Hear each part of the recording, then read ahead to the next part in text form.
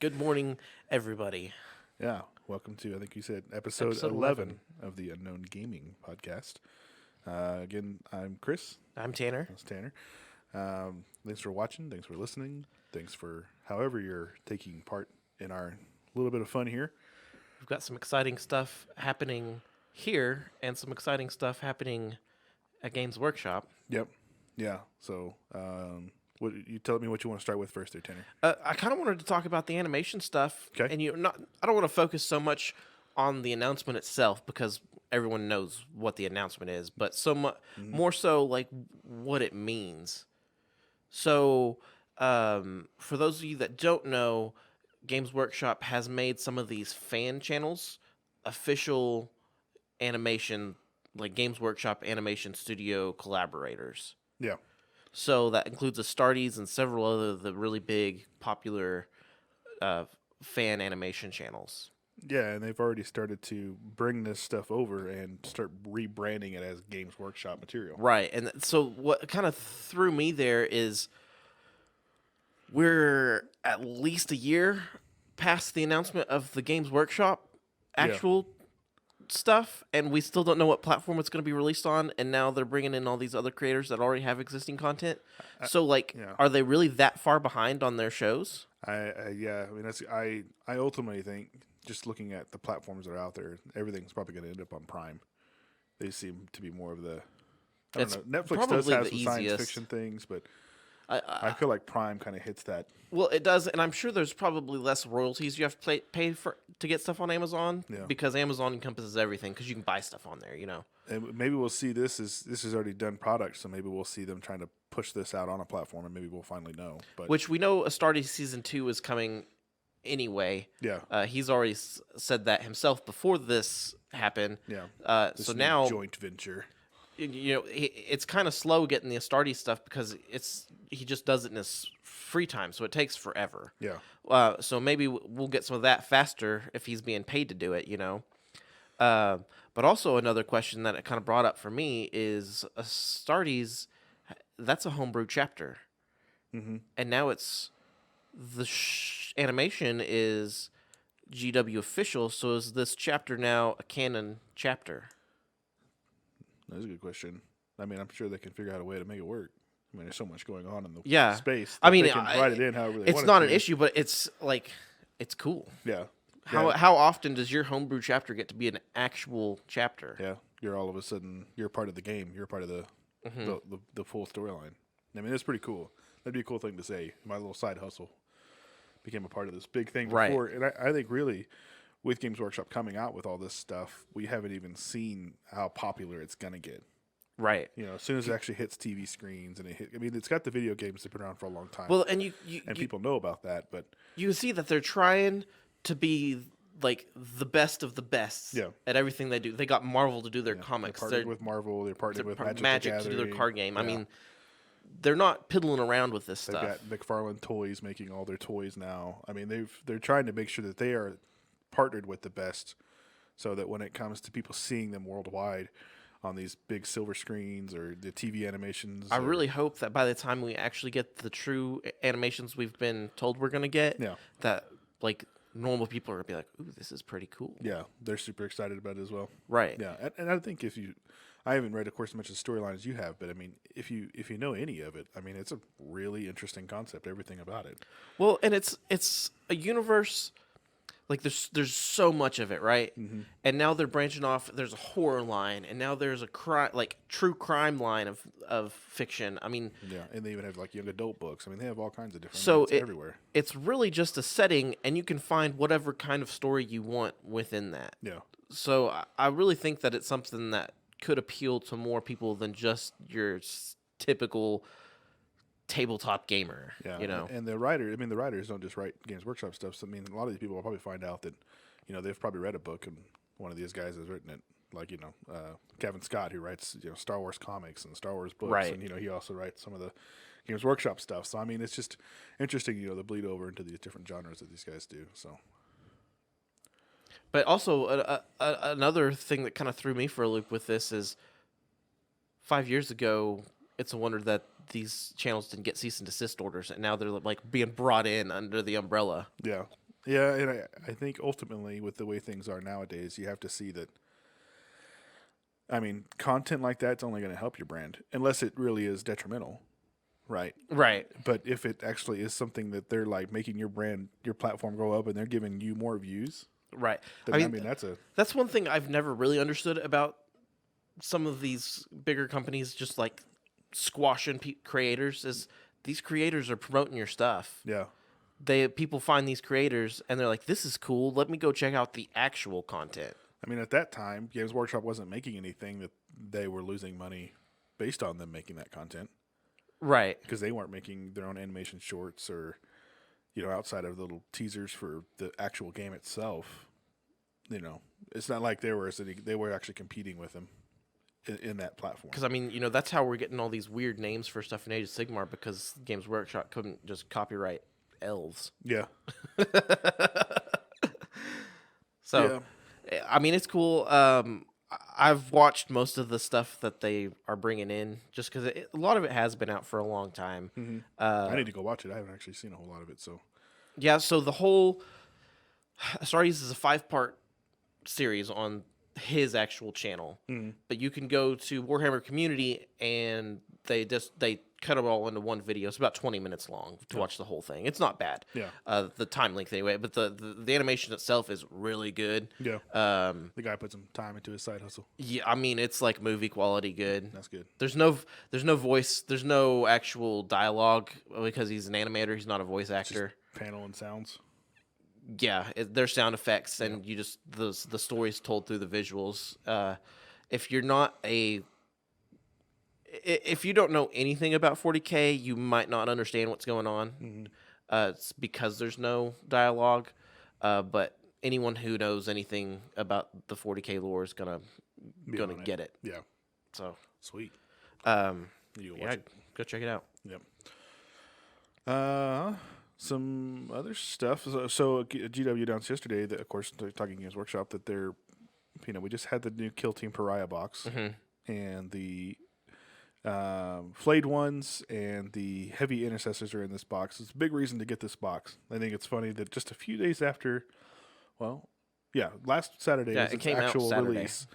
And then a week later, we get the actual drop date of those boxes individually, which is actually very surprising to me. I thought it wasn't going to be until like later in the year. I was real surprised too. I'm a happy surprise, but yeah. So it's going to be May 2021. You'll be able to get both sets individual as well. Don't have price points yet. I would think the flayed ones would be around $50-$60. The heavy intercessors, probably around $60. I mean, that's about the price of a intercessor box. Yeah, a full 10-man squad of intercessors is $60, so I figured 5-man. I think it's 5, right? Just 5. I think so. I think it was just 5. Because Gravis is basically Terminators, and you don't get 10-man boxes of Terminators. Yeah, I think it was split in half. I think it's half. Let me see. I got the community right here. I found that for you. Yeah, looks like a 5-man box, and then the flayed ones, there's also a 5-man box. So pretty cool. Glad to see that that's going to happen. I hope too many people aren't mad about just buying that Kill Team box, and they actually are going to use it to play some stuff, which is something we plan on doing. So that kind of segues into what is going on up here. Yeah. We finished the game table. Yep. It's ready to go. Yeah. We can do some battle reports. Yeah. We got a bunch of mats in. I've been painting terrain like crazy. Mm-hmm. Like a madman. Yeah. As fast as I can. Can't wait to see it. I haven't seen any of it. Well, you've seen all the old stuff I painted. Yeah, I guess. That stuff looks coul. I mean, we can use that. We can use that. It is a good. It is a table's worth. I mean, it will fill a Kill Team board for sure. Yeah, absolutely. So we got some. We're gonna look at getting some different mats for Kill Team, but they did come with some tiles. We'll probably use those to start with. But we're pretty excited about that. That's gonna be pretty cool to get started and just kind of get our feet wet with how to get camera angles and all that kind of fun jazz. So yeah. So like I said, we're starting with Kill Team just because it should be a pretty easy one for us to get used to shooting on camera. The games only last between 20 and 30 minutes, so it's a kind of an easy thing to kind of get started on, not like sitting there for 2 hours and then realizing we messed it up. Right.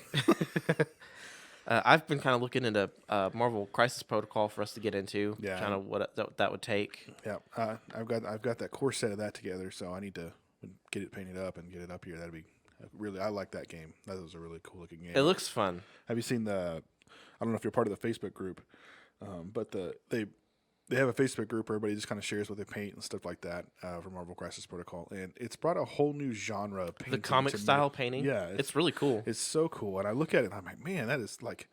They light them like they're on panels, you know. I mean, just it's really cool. I think for the longest time, Venom was the one that was shared the most. But here lately, you've got MODOK on there. You've got the one I saw was Doc Ock. It wasn't through the group, awesome. But Yeah. And then the other big one I've been seeing a lot lately is Storm. Everybody's painting up their Storm. Oh, yeah. Ghost Rider's model came out, which he's got a really cool like. He's doing a wheelie. Got all the fire coming out. They've from under him, all got really cool poses. Yeah. Great miniatures. I'm probably going to do a pretty heavy like spider character theme force. I thought a cool thing was that you can mix your heroes and villains in your team. So that was one thing I was wondering. Like, it's a superhero game, and there's established teams in the story, but most everybody works on their own most of the time. So how are you going to flesh out a team? Yeah. But yeah, it's pretty cool because and the expansions. I mean, over the last year, Atomic Mass Games, who produces that for Asmodee, they have been just rocking all kinds of new models out, new expansion packs. I mean, it started off as just a few models, and now they have a really nice library of models you can go and grab. It's not bad. So, I will say, to me, they're kind of on the expensive side, but I think they come with a bunch of cards and stuff, too. it is a little bit more expensive, but if you think about the fact that, you know, unlike Games Workshop where you need this amount of models, you know, it's very small. It's a very small selection of characters you actually use. Yeah, so you need 10 characters Yeah. in a roster, and you pull from that roster for whatever mission. Yeah. So the average box was about $40, and that There's came usually with two. two characters, yeah. So you think it's $20 a character. That's not terrible. it's not terrible. You still are going to spend probably It's on par with GW. Yeah, you're still going to spend a decent chunk of change to get your full 10-man roster, unless you buy the starter pack. Yeah, you buy that core set to at least get you going. But, I mean, if you think about it with Infinity, which is a 15-man roster, 15-man team max, you're going to be at least probably $200 into that to have a decent, good, playable army. So you're going to spend about the same for an Infinity army. Yeah. So I think it's on par with the smaller skirmish-based games as far as how much money you're probably going to start up with. I think the core set's like $80 or something like that. On Atomic Mass, it is $99. $99. Okay. You can get it through other dealers at a cheaper. discount. But But seeing all this stuff from Atomic Mass has given me, like, I'm completely fine that they're taking over all the miniatures from Fantasy Flight. the miniatures look so good. You know, I think it's going to be, and I guess the two guys that are kind of heading it used to be old Privateer Press guys. I noticed that, and I was like, oh man, I can really get behind this now because all of my dudes at Privateer Press left Privateer Press. Yeah, they're over at Asmodee making some new miniature games for Marvel. So I mean, and they look great. I mean, they look really, really great. I'm really excited. Now, I will say that some of them I've put together quite a few of them already, and I don't understand some of the ways that they were printed to be put together or cut out, however you want to say, because like Captain Marvel has tiny little bitty arms, and Honestly, for some reason they're split into two. Honestly, I don't know. I don't understand the way they do that for most miniatures. Yeah. My little skeleton dudes for Blood Bowl have wings on their boots, like Hermes, wings. Those were separate pieces. Yeah, so did the little knots for my guy's boots. They were separate pieces, and I'm like, okay, I'm not even going to try that. Yeah. I just left them off. I mean, the wings might be more important, but mine just look like high socks, so it's not as big of a deal. I mean, I got them on there just fine, but I was like, this is kind of dumb. Yeah, there's a couple parts to my my main guy that I started trying to put on there, and I was like, this is just going to break off. Mm-hmm. So I was like, it looks fine without it. So I didn't even worry about it. So, I mean, it was just extra fluff. That's all it was. Right. So let's talk about some actual games. Okay. This week, Stetson and I got in our first of the new Maelstrom games. Maelstrom. Now, you might remember this, of course, from 8th edition. If you've played, I don't think it was in 7th edition, right? I didn't really play 7th edition. I think it was an 8th edition kind of thing. I played it a ton in 8th edition. Yeah. So I only got a couple of games in on this, but I liked it a lot. So, but Tanner has a lot more experience with it. Yeah, I mean, I love Maelstrom because it's so much more swingy. to me, it's an equalizer between your super competitive longtime gamer and your brand new gamer. Yeah. Your brand new person has just as much chance to score points. Yeah, it's really cool. And if you don't know how it works, basically in the old version, you guys still use the cards? So no, there's new rules in the magazine. This Yeah. is I think it's the newest edition of White Dwarf. Yeah, the one that just came out. The current in one. March. So in the old edition, you had a deck of cards. You drew so many cards depending on the mission at the beginning of the turn, and those were your objectives that turn. Yeah, so instead of having set objectives you choose before the game, these happen turn by turn. So you're constantly changing what you have to accomplish. Yep. Now, in the new one, these are technically beta rules. So they're giving it like a play test to the whole community. Yeah. So instead of printing cards for the beta, they have charts that you roll against in the magazine. Okay. So is it like a 1 through 6 kind of thing, or is there actually more options than that? So first you roll for the chart. There's 6 different charts. Okay. So you figure out the chart, and then you roll for what's on the chart, and there's 6 things on the chart. Okay. So you have to. It's so it still gives you 36 options there. Yeah. Okay. So it was fun. The only thing I do prefer the cards over the chart because, like you thought the cards were swinging, the charts were so much more swingy. Oh yeah. Because you can only draw a card once. Yeah. Once you accomplish it and discard it. I got you. Now I ended up. This was my first 9th edition victory. So was there nothing in there that told you like don't do it again? No, there's nothing in there that says if you've already done it you can't do it. Okay. So I ended up rolling one particular objective like 3 times. I got a ton of points just by killing characters. Yeah. Stetson loves his characters. Yeah. So that was probably easy. Well, and I was he doing sisters? No, he was playing his new list. Scorpions. His Scorpions. He was playing them as White Scars. Yeah, his if he was playing his sisters list, man, you would have had all kinds of characters. Oh yeah, he loves his characters. So we were playing. It was basically White Scars versus Death Guard, and Morty just went and had some fun against some characters. Morty, yeah. So you're doing your full blown Nurgle? Yeah. Yeah. Sweet. What did you what did you take besides Materians? So I had Morty, and of course he has to be your warlord now. Yeah. So I had him. Then I had the new. I'm not even going to try and say it because every time I say it, I can't pronounce it. But it's the new Terminator Lord with the Plague Spewer. Okay. Yeah. And then I had a Lord of Contagion. Those were my 2 HQs in the battalion. Then I had 4 units of just Plague Marines. Yeah. One was equipped all melee. One had a Plague Belcher. One had a Plague Spear. One had nothing but bolters. Then I took a 5-man unit of Blight Lord Terminators and a 3-Lord unit of Death Shroud Terminators, and then 3 of the Mephitic Blight Haulers. Nice. It was pretty. He had a hard time killing stuff. Yeah, well, that's the Nurgle for you, and he's basically so he ran him as White Scars. Now was he actually using bikes? He has some bikes, yeah. Yeah. I will say one thing. He was fast. He had charges off on the first turn. Yeah. Which I mean that was unbelievably fast because we were playing at my house. I don't have a mat that is the new size, so we were playing on a full 4x6. Yeah. He was able to cross that thing and get charges off the first turn. Dang, that's pretty good. So that's pretty. I mean, was he? How was destruction as far as the overall game goes? Did you guys have a good amount of death, or was there still quite a bit standing at the end? No, there was a lot of death. I was down to basically my Terminators and 1 unit of Plague Marines at the end of the game.